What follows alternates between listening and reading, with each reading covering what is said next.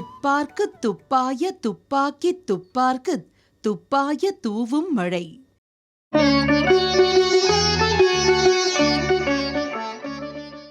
16-11-2016 November மாதம் 16ஆம் தேதி புதன்கிழமை.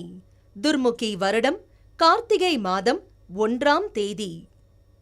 சபரிமலை ஸ்ரீ ஐயப்ப பக்தர்கள் மாலை அணியும் விழா.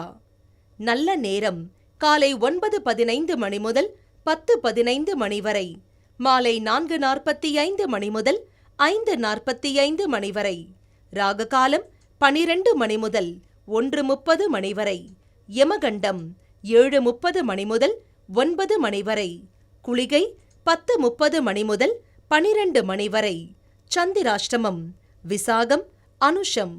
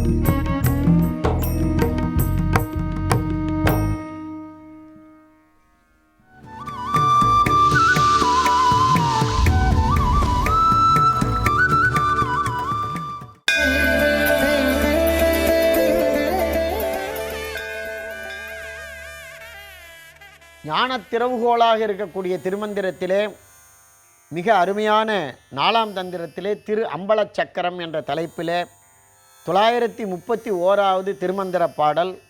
இந்த பாடலில் என்ன சிறப்பு என்று கேட்டால், இறைவன் எழுத்து வடிவாக இருக்கிறான் என்று சொன்னார். அகர முதல எழுத்தெல்லாம் ஆதி பகவன் முதற்றே உலகு. அதாவது அகரம் என்பது எவ்வாறு எழுத்துக்களுக்கு முதன்மையாக இருக்கிறதோ அப்படி இறைவன் உலகத்துக்கெல்லாம் முதன்மையாக இருக்கிறான் என்று முதல் திருக்குறள் சொல்லுகிறது. இதே தான் பகவத்கீதையிலே பகவான் கிருஷ்ணர் சொன்னார், நான் எழுத்துக்களிலே ஓம் என்ற எழுத்தாக இருக்கிறேன் என்று. இந்த திருமூலருடைய திருப்பாடலும் அதே செய்தியைத்தான் சொல்லுகிறது. அண்ணல் இருப்பது அவள் அக்கரத்துள்ளே பெண்ணின் நல்லாலும் பிரான் அக்கரத்துள்ளே எண்ணி இருவர் இசைந்து அங்கு இருந்திட புண்ணியவாளர் பொருள் அறிவார்களே. ரொம்ப அருமையான திருமந்திரம்.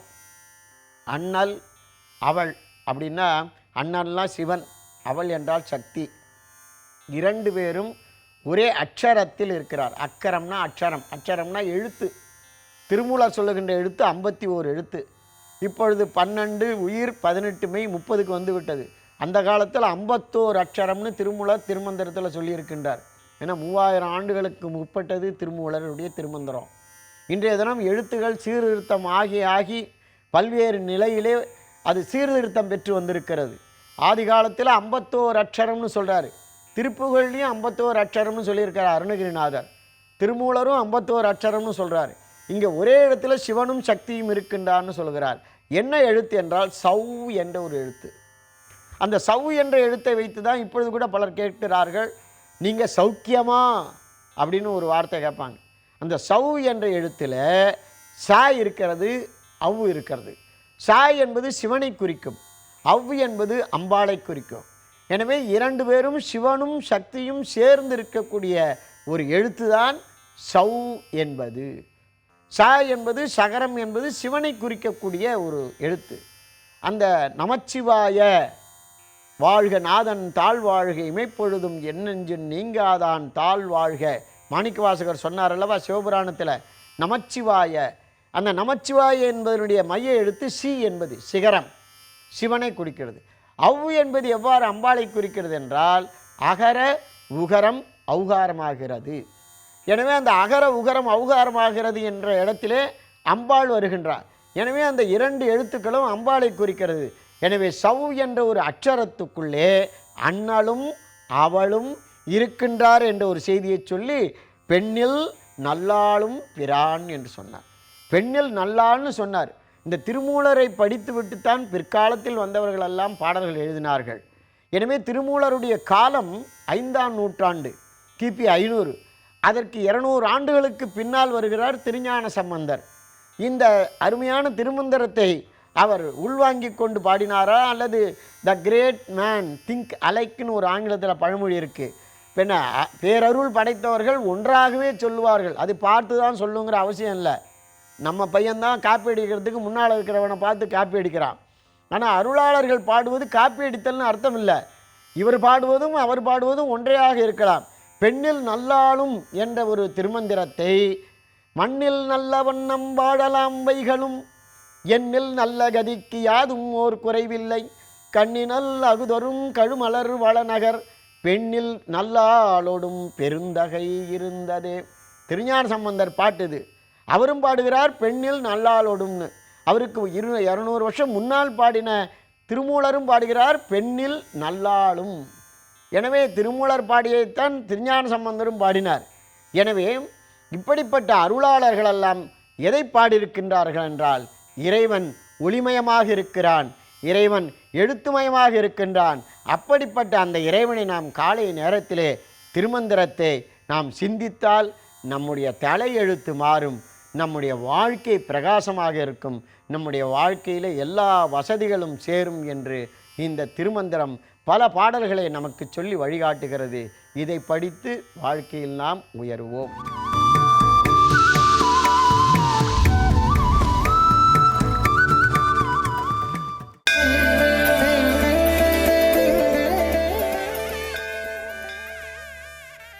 ஸ்ரீமதே ராமானுஜாய நம. குருமுகமனதீத்ய பிராக வேதான சேஷான் நரபதி பரிகில்ப்தம் சுல்க மாதாது காமக ஸ்வசுரமரந்தியம் ரங்கநாதஸ்ய சாக்ஷாத் விஜகுலதிலகம் தம் விஷ்ணு சித்தம் நமாமி. விஷ்ணு சித்தரை, அவருடைய திருவடி தாமரைகளை தொழுது கொண்டு அவருடைய அனுபவங்களை எல்லாம் நாம் அனுபவித்து கொண்டிருக்கின்றோம். அனுமன் கூறுகின்ற அடையாளங்கள், அந்த அடையாளத்தில் ஓர் உன்னதமான நட்பு, ஓர் அழகான தோழமை இந்த பாசுரத்தில் அமைகின்றது. கம்பராமாயணத்தில் ஒரு பாடல் உண்டு. குகனொடும் ஐவரானோம் முன்பு, பின் குன்று சூழ்வான் மகனொடும் அறுவரானோம், அகனமர் எம்முழை வந்த அகனமர் காதல் ஐய, நின்னொடும் எழுவரானோம் புகழரும் காணம் தந்து புதல்வரால் பொலிந்தான் நொந்தை என்று கம்பர் அனுபவிப்பார். அதாவது ராமன் சொல்லுகின்றான் விபீஷ்ணனிடம், விபீஷ்ணா, முன்பு குகனோடு சேர்ந்து நாங்கள் ஐவராகி போனோம், பின்பு சுக்ரீவனோடு சேர்ந்து அறுவராகி போனோம், இப்பொழுது நின்னுடன் சேர்ந்து எழுவராகி போனோம்.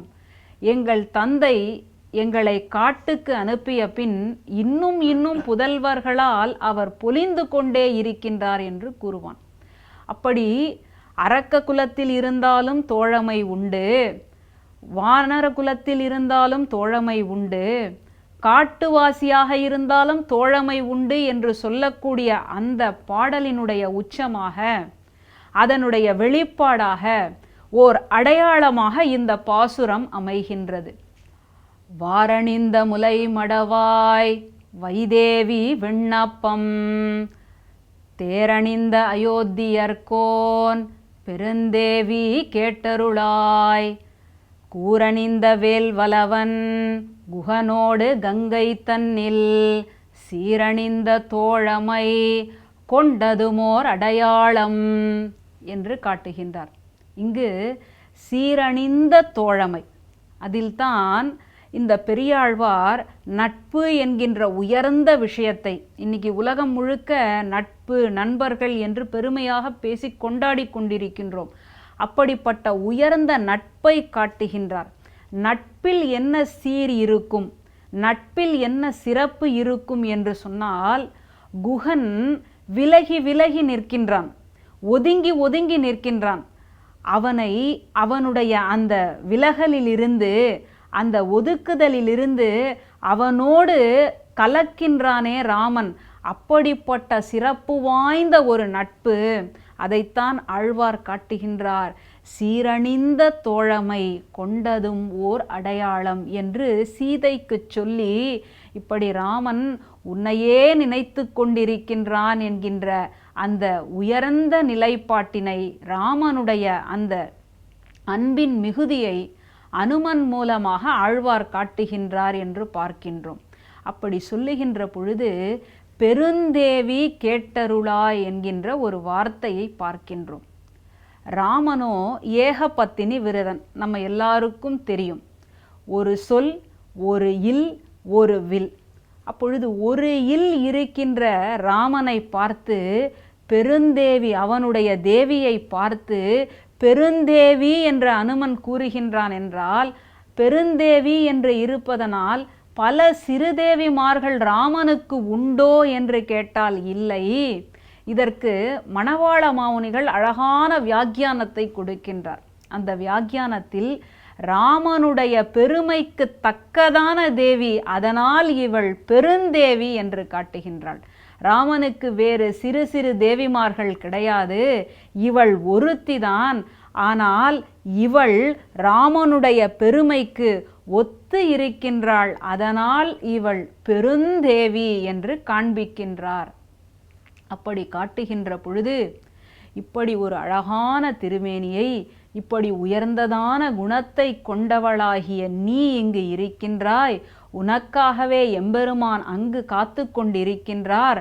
இந்த ராவணன் முதலிய அசுரர்களை எல்லாம் அழித்துவிட்டு கூட அவர் உன்னை மீட்டு கொண்டு விடுவார் என்று நம்பிக்கை வார்த்தைகளை எல்லாம் இந்த அடையாளத்தை சொல்லுகின்ற பொழுது உடன் சொல்லிக் கொண்டு வருகின்றார். அப்படி சொல்லுகின்ற பொழுது ஜீவாத்மாவுக்கும் பரமாத்மாவிற்கும் இருப்பதான நெருக்கத்தை, பரமாத்மா எப்படி ஜீவாத்மாவை நாடி சென்று ஓடி சென்று ஏறிட்டு கொள்கின்றது என்கின்ற உயர்ந்த விஷயத்தை குகன் மூலமாக காட்டி அமைகின்றார். அந்த சீர்மை பெரு நட்பு இந்த பாசுரத்தினுடைய உச்சம்.